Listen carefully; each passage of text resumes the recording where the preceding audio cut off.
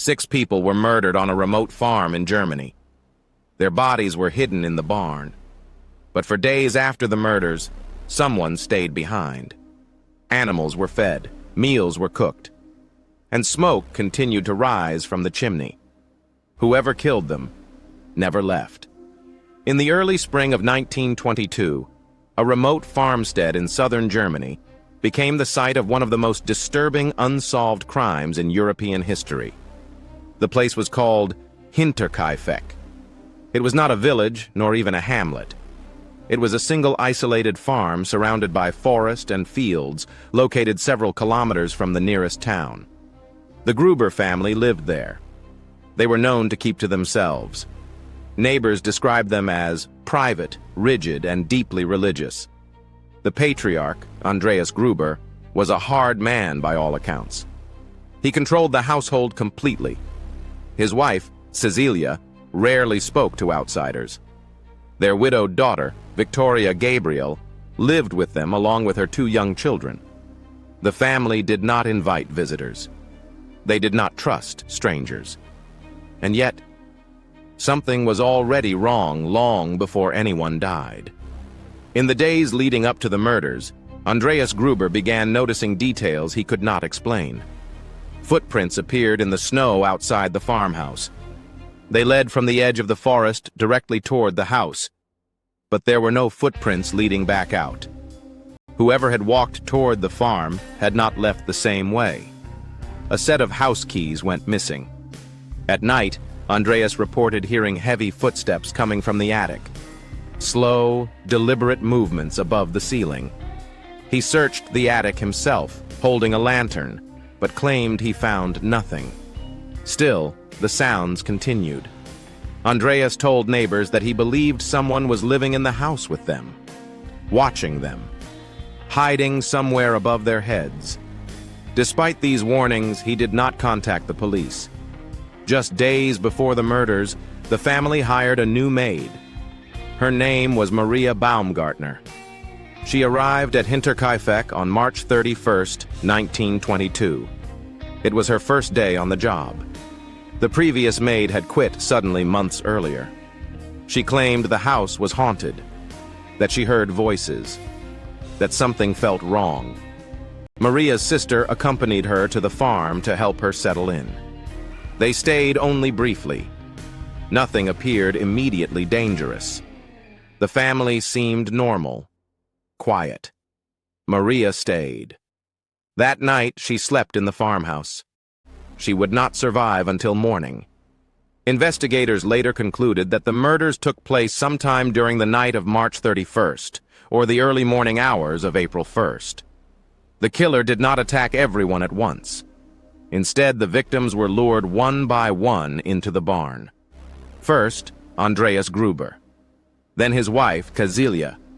Then their daughter, Victoria. Then Victoria's 7-year-old daughter, also named Cecilia. Each was struck in the head with a heavy farming tool known as a mattock. The blows were deliberate and fatal. There was no sign of panic or chaos. This was not a frenzied attack. It was controlled. The bodies were stacked together in the barn and partially covered with hay. Afterward, the killer went back inside the house. There, 2 more murders took place. The new maid, Maria Baumgartner, was killed in her bed. And 2-year-old Joseph, Victoria's son, was murdered in his crib. No one was spared. What happened next is what makes the Hinterkaifeck murders so disturbing. The killer did not flee. For several days after the murders, someone remained on the farm. The livestock were fed regularly. The dog was cared for. Meals were prepared and eaten. Smoke rose from the chimney. Neighbors later reported seeing movement. A figure near the house. Sounds coming from the barn. But no one thought to investigate immediately. No one imagined the family was already dead. On April 4th, 1922, concern finally turned into action. The Gruber family had not been seen for days. Mail was piling up. Victoria's daughter had missed school. A neighbor, Lorenz Schlittenbauer, decided to check on the farm. He brought 2 other men with him. When they arrived, they noticed nothing obviously wrong from the outside. The house was quiet. The barn doors were closed. Inside the barn, they found the bodies. 4 corpses lay stacked together, their skulls crushed. Blood had soaked into the hay. One of the children still clutched strands of her own hair, torn out during her final moments. Inside the house, the maid and the child were discovered where they had been killed. The scene was horrific, and it was immediately compromised. Villagers walked freely through the farmhouse. Bodies were moved. Animals were fed. The murder weapon was handled. Critical evidence was destroyed before police fully secured the scene. By the time authorities arrived, the damage was already done. Police quickly realized they were dealing with something unusual. There were no signs of robbery. Money and valuables were untouched. There was no forced entry. The killer appeared to know the farm intimately. The murders were brutal but not chaotic. Someone had planned this, and someone had stayed. When police finally took control of the scene, they immediately faced a problem that would haunt the investigation forever. Too much time had passed. Too many people had walked through the farmhouse. Too much evidence had already been disturbed. Still, they began reconstructing what they could. The murder weapon was identified as a mattock, a heavy agricultural tool commonly used on farms. It belonged to the Gruber family. This suggested the killer either lived there, worked there, or felt comfortable enough to use whatever was available. The positioning of the bodies in the barn revealed something else. Each victim had been killed separately, not simultaneously. There were no signs of a struggle involving multiple people at once. Investigators concluded that the victims had been lured into the barn one by one, likely under the pretense of checking on something. This implied familiarity. The killer knew how to move the family without raising alarm. Attention quickly turned to the people closest to the Gruber family. The most immediate suspect was the man who had discovered the bodies, Lorenz Schlittenbauer. Schlittenbauer lived nearby and was known to have a complicated relationship with Victoria Gabriel. He had previously been romantically involved with her, and many believed he was the biological father of her youngest child, Joseph. This fact alone placed him under intense scrutiny. Witnesses reported that Schlittenbauer behaved strangely at the crime scene. Before police arrived, he allegedly entered the farmhouse alone, claiming he was looking for signs of life. He unlocked doors that others could not. He moved bodies. He showed little visible shock. Later, he denied many of these claims. Schlittenbauer insisted he was simply trying to help. He cooperated with police and provided an alibi. Despite widespread suspicion, no physical evidence linked him to the murders. The investigation stalled. Other theories began to emerge. Some believed the killer was a former farmhand or laborer with a grudge against Andreas Gruber. The patriarch was known to be harsh and controlling. He had conflicts with workers in the past. But no former employee could be definitively connected to the crime. Others speculated that the murders were connected to the allegations of incest within the family. Andreas and Victoria had previously been convicted and imprisoned for incest years earlier. The scandal had followed them. Some believed someone had taken justice into their own hands. But again, no suspect emerged. The strange events before the murders returned to focus.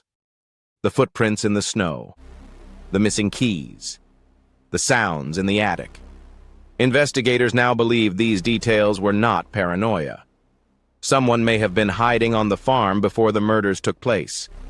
If true, this would explain how the killer knew the family's routines, how they knew where everyone slept, how they were able to strike without resistance.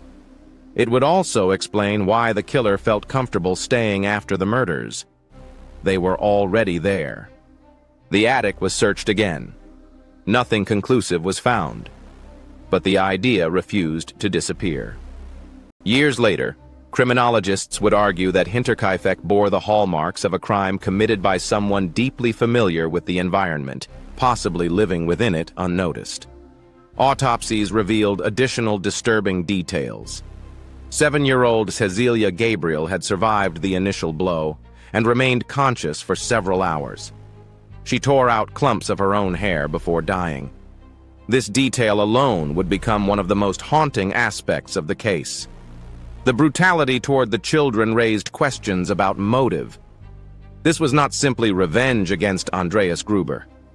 This was annihilation. As weeks turned into months, leads dried up. The case drew national attention in Germany. Hundreds of tips were investigated. Thousands of people were questioned. None of it produced a suspect strong enough to charge. Eventually, police were forced to confront a grim reality. The case was slipping away. Years later, one final attempt was made to extract answers.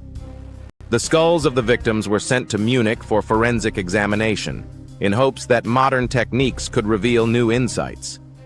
But fate intervened again. During World War II, the skulls were lost or destroyed during bombing raids. With them went the last physical evidence that might have spoken for the victims. The Hinterkaifeck farm did not survive either. In 1923, the buildings were demolished. The land was cleared. Nothing remained to mark where the murders had occurred. The site became empty ground. But the questions remained. Over time, the Hinterkaifeck murders transformed from an investigation into a legend. Some believed the killer had been someone the family trusted. Others believed it was a drifter who vanished into history. Some believed the killer died shortly after, taking the truth with them. No theory could be proven. What made the case endure was not just the violence, but the behavior afterward. The decision to stay, to live among the dead, to tend the animals as if nothing had happened. That detail suggested something profoundly unsettling. Not panic, not haste, but control. As the years passed, the Hinterkaifeck murders refused to settle into history. Unlike many cold cases that fade quietly, this one remained alive in the public imagination. Not because of new evidence, but because of what had already happened, and what never made sense. Criminologists who later reviewed the case agreed on one point. This was not a spontaneous act of violence. The killer showed patience, familiarity, and confidence. The victims were not surprised all at once. They were separated, controlled, and killed methodically. That level of control suggested planning. The most unsettling theory to gain traction over time was also the simplest: that the killer had already been living on the farm. The unexplained attic noises, the missing keys, the footprints that led in, but not out. All of it could be explained if someone had been hiding in the attic or an unused space for days, possibly even weeks, watching the family's routines, learning when they slept, waiting for the right moment. If this was true, the murders were not the beginning of the crime. They were the end of it. The idea of a hidden intruder also explained something else investigators struggled with: why the killer stayed. If the killer had already been living at Hinterkaifeck, the farm was not a crime scene to escape from. It was simply home. Feeding the animals would not have felt strange. Cooking meals would not have felt urgent or risky. The killer was not hiding from the dead. They were continuing life as usual. This interpretation horrified later investigators more than any other. Another theory focused on motive. Some believed the murders were driven by long-standing resentment toward Andreas Gruber. His abusive behavior, the allegations of incest, his reputation for control and cruelty. Perhaps someone close to the family had reached a breaking point. But this theory struggled to explain the murder of the children and the maid. The violence was total. There was no attempt to spare anyone. Psychological profiles of the killer suggested someone emotionally detached, capable of compartmentalization. Someone who could commit extreme violence and then calmly perform daily tasks. This was not rage. It was dominance. As decades passed, the case was reopened multiple times. Each time, investigators reviewed the same evidence, the same witness statements, the same missing pieces. Nothing changed. No new suspects emerged. No confession ever came. The man most often suspected, Lorenz Schlittenbauer, lived out his life maintaining his innocence. He was never charged. He died without providing any final statement that could confirm or deny his involvement. If he knew something, he took it with him. The physical remnants of the case vanished one by one. The skulls were lost during wartime. The farmhouse was demolished. The witnesses aged and died. Even the land itself was altered. What remained was memory. Today, Hinterkaifeck is often described as one of Europe's most disturbing unsolved crimes. Not because it was particularly complex, but because it was brutally simple. A family was murdered. The killer was never found.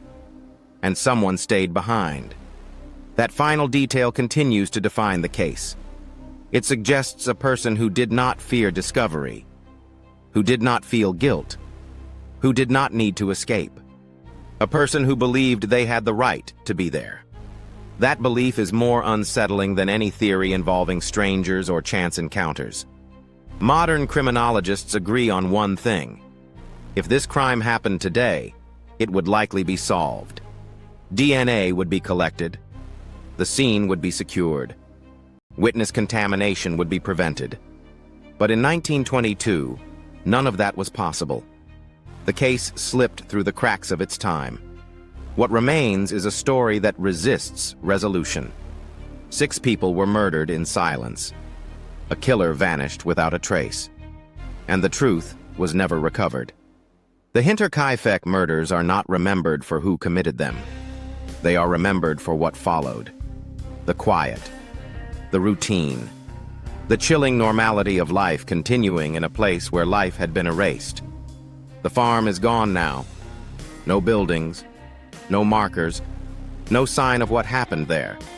Only a name, and a question that still has no answer. Who stayed at Hinterkaifeck?